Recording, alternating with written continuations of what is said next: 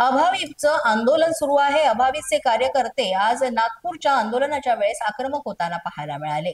इथे मोठ्या प्रमाणात गोंधळ सुद्धा उडाला होता। आपल्या विविध मागण्यांसाठी अभाविप कार्यकर्ते व विद्यार्थी हे आंदोलन करीत होते। यामध्ये परीक्षा अभ्यासक्रम, निकाल, पदभरती, विद्यार्थ्यांच्या निवडणुका अशा अनेक मागण्यांसाठी आंदोलन सुरू आहे। नगर चौक ते नागपूर विद्यापीठ असा हा मोर्चाही काढण्यात आला।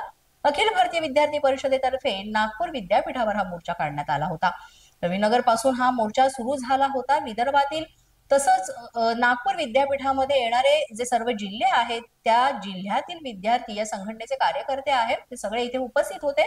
प्रशासनाने आमच्या समोर येऊन आमच्या मागण्या ऐकाव्या अशी मागणी विद्यार्थ्यांतर्फे करण्यात आली होती। मात्र विद्यापीठ प्रशासनानं फक्त 5 जणांना प्रतिनिधी म्हणून आतमध्ये बोलावं आणि आम्ही त्यांच्याशी चर्चा करू असं सांगितलं होतं। हे मात्र विद्यार्थ्यांना आणि या कार्यकर्त्यांना मान्य नव्हतं आणि त्यानंतर इथे विद्यार्थी आक्रमक होताना पाहायला मिळाले। त्यावेळेस विद्यापीठात घुसण्याचा विद्यार्थ्यांनी प्रयत्न केला। पोलिसांनी यावेळेस अडवलं आणि काही जणांना ताब्यातही घेतलं।